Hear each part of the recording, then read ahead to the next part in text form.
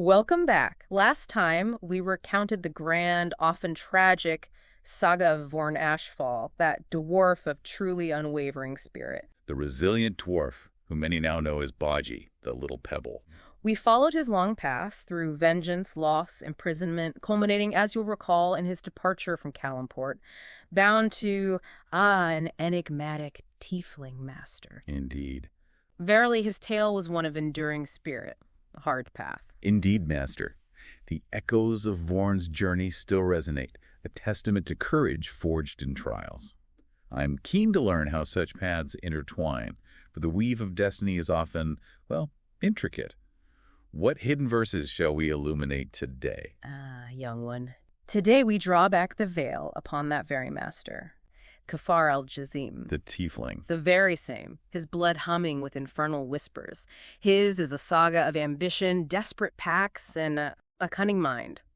Oh. And it's vital, truly, to understanding how these two figures, Vorn, forged in Kord's fury, and Qafar, born of Adele's pact, how their destinies became so intricately entwined. Yes. Prepare yourselves, for Qafar's origin story is dark, yes, but incredibly insightful. It reveals so much about the man Vorn now serves. I am eager, truly eager, to delve into this foundational story. So often you see the genesis of a soul illuminates the choices it later makes, Precise. revealing the deep currents that guide its future path. Let the ballad unfold. So let us begin. Not with the clinking of chains just yet, but amidst the shimmering silks and, yes, the pervasive shadows of Calimport, that sprawling metropolis on Faerun's southwestern coast. A city of stark contrasts. It is. Glittering wealth, opulent bazaars, and beneath it all, that pervasive, insidious undercurrent of slavery. This was the world of Qafar's father, a man named Amid al-Jazeem. Amid. Now, Amid was at first a small-time merchant, his stalls humble, but his heart was heavy with the constant, relentless squeeze of poverty. A constant shadow over him, his wife Layla, their 3 daughters. And more than that, he carried a silent ache, a desperate yearning for a male heir, someone to carry on the al-Jazeem name, you understand, to ensure the lineage continue. A common yet powerful desire. Night after night, he knelt whispering prayers, to Lathander for dawn's renewal, to Joaquin for fortune's smile, seeking wealth, seeking a son. But alas, the heavens remain silent. A silence perchance that invited a more insidious voice. Exactly. It was Zolthus, an incubus, you see, a lesser devil serving Despater, archdevil of the 2nd layer of the 9 hells. Despater, known for his twisted bargains, his deceit. The very same. And Zolthus's silken whispers coiled around Amid's despair. The incubus offered Amid unimaginable wealth, power beyond his wildest dreams, and yes, the longed-for male son. Everything he yearned for. Everything. In exchange, Zolthus asked for what seemed at first a trifle, Amid's unwavering devotion and service. Just devotion. So he thought. Amid, in his profound desperation, his twisted logic, saw it as a worthwhile sacrifice. Secure the family's future, you know. He was unaware, of course. Zolthus sought his eternal soul, twisting him into servitude. It's chilling, isn't it? How desperation can lead you down such a dark path. It's a stark reminder. Promises of prosperity. They can come at an unimaginable cost. How did Zolthus's influence? How did it manifest? Was it sudden? No, it was gradual. A poisoning. Subtle at first. Nudging Amid towards sins of thought. Cutting corners, maybe. Then dubious tactics. Then sins of word. Sharp negotiations. Misleading promises. Aye. And the wealth began to pour in. But not from his modest shop.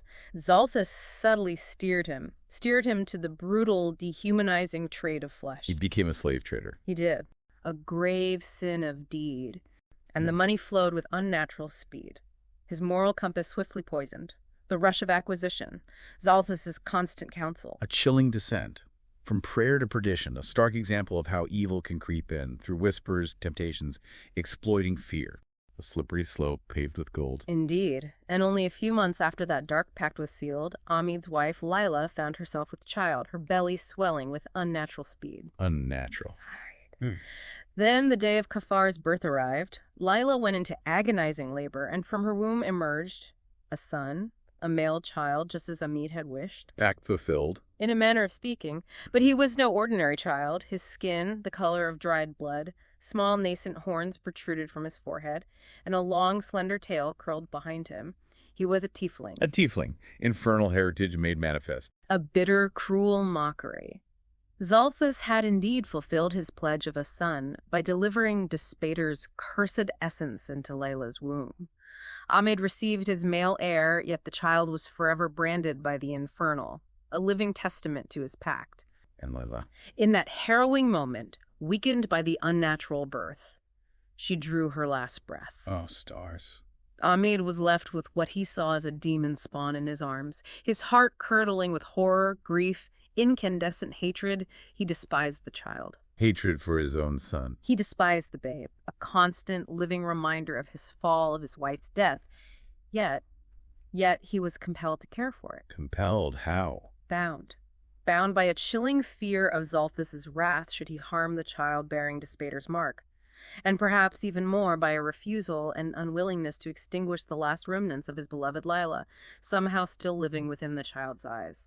A chilling parody of fatherhood, wasn't it? So his very presence was a torment, ensuring Amid's continued service. Precisely. In the years that followed, Amid al-Jazeem became the most well-known, wealthiest, and most reviled slave trader in Kalamport. And his daughters. They witnessed his transformation with growing horror, their hearts shattered. They abandoned their tainted homes, severed ties, scattered across Faerun, estranged. Leaving Amid alone. Utterly alone. With his ill-gotten gains, the phantom of his virtue, the ghost of his wife, and the constant whisper of the incubus, reminding him of the payment due. And Qafar. Qafar, his son, was raised amidst the clinking of chains, the cries of the enslaved, the cold, calculating discourse of the trade. His father taught him the brutal realities: power, acquisition, dominance. He knew nothing else, just the ruthless pursuit of profit, the subjugation of others. It's a tragic cycle. Qafar knew only the ways of the slaver, shaped by his father's dark lessons, raising him in his own dark image. In a way, yes, but Xalthus's influence wasn't finished. The incubus continued to subtly prod Amid, ensuring one final, grand act of self-destruction, ultimate damnation. What more could there be? Convinced by those insidious whispers that his tiefling son was a perpetual reminder of his failure, the source of his ultimate doom, Amid finally succumbed completely. He sold off his monstrously profitable slavery business. To Qafar? No, not to Qafar. To Malak Thorn, an up-and-coming, ruthless rival whom Qafar despised. Ah, the ultimate insult. And then, Ahmed embarked on a year-long extravagant spree. Hedonistic debauchery, spent every single coin, every ill-gotten copper piece, left not a shred of his vast fortune for Qafar. So he wiped out the family legacy, driven by spite, self-loathing. Exactly. At last, having nothing left, Amid al-Jazeem, at the apex of his self-inflicted misery, ascended the steeple of the grand temple of Joaquin in Kalamport. Joaquin, the very goddess whose silence. The very one whose unanswered prayers had set him upon this dark path. There, with a final, bitter effort to besmirch the holy place with his blasphemy, he fashioned a noose and hung himself.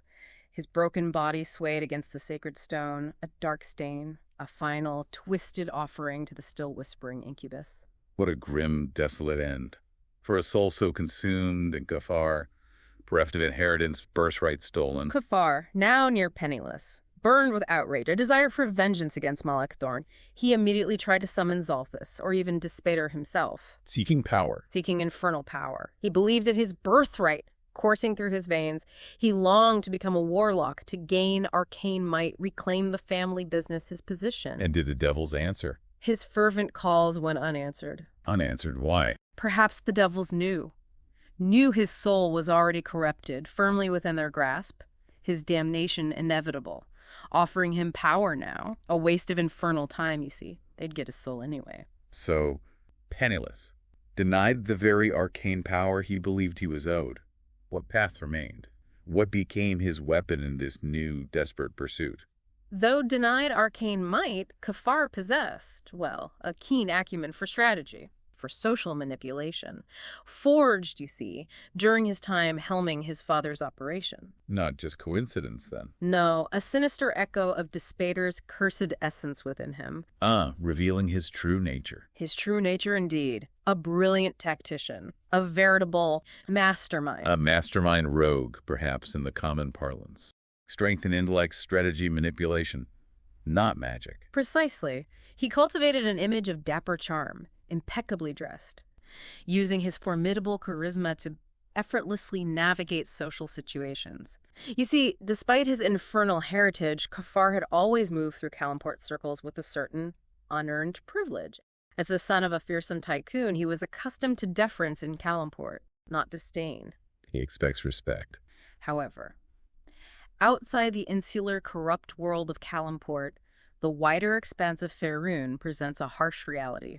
Prejudice. While he's intellectually aware, certainly, of the widespread mistrust often given to tieflings, but he'd never personally experienced such raw prejudice. He found it a profound affront, reacted with a chilling desire to punish those who dared disrespect him. It sheds light on his motivations, doesn't it? Not just profit, but reclaiming status, punishing challenges. It's fascinating, this aspect of Qafar, his deeply twisted sense of order and control.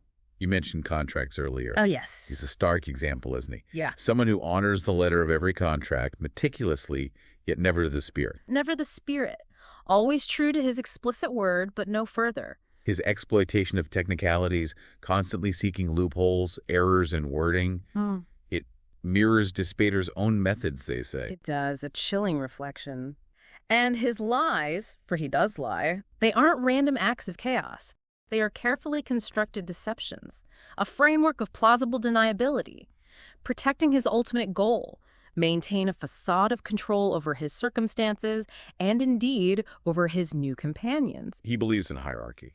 He believes, in his twisted view, the strong exploit the weak, sees his actions as a just reacquisition of what was rightfully his. So needing funds to begin this adventuring, what did he do? To acquire immediate traveling funds, he acted ruthlessly, sold off 2 of his last 3 remaining personal slaves, his secretary, a house servant, into hard labor. Leaving just one. He kept only his longtime dwarven bodyguard and healer, the one we know as Born Ashfall, Baji. whom Qafar had named Baji, yes, an infernal word meaning little pebble, a dismissive, cruel name.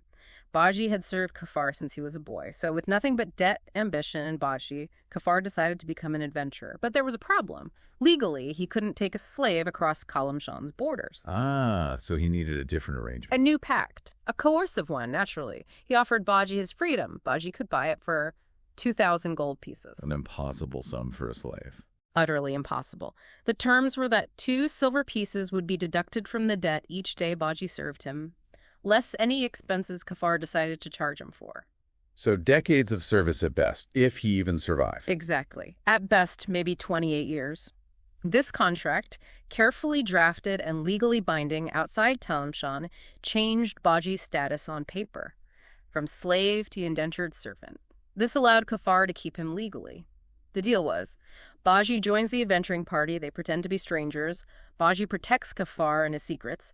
If Baji gets Qafar back to Kalamport alive, Qafar forgives the remaining debt, but only in exchange for half of whatever treasure Baji earned along the way. Half, even after protecting him. Even then. But the cruelest clause, if Qafar didn't return alive. What then? The debt, the full remaining sum, would be immediately transferred. To the Drow of the Underdark, Baji would be sent to their mines, likely for the rest of his life, or what remained of it down there. The Underdark. Gods. That's not a contract, that's a threat holding him hostage. Baji must have known Qafar would enforce that. Oh, Baji knew. After years watching Qafar operate, he had no doubt that clause was ironclad. It bound him to Qafar's survival more tightly than any chain. What a truly cunning, utterly ruthless way to ensure loyalty.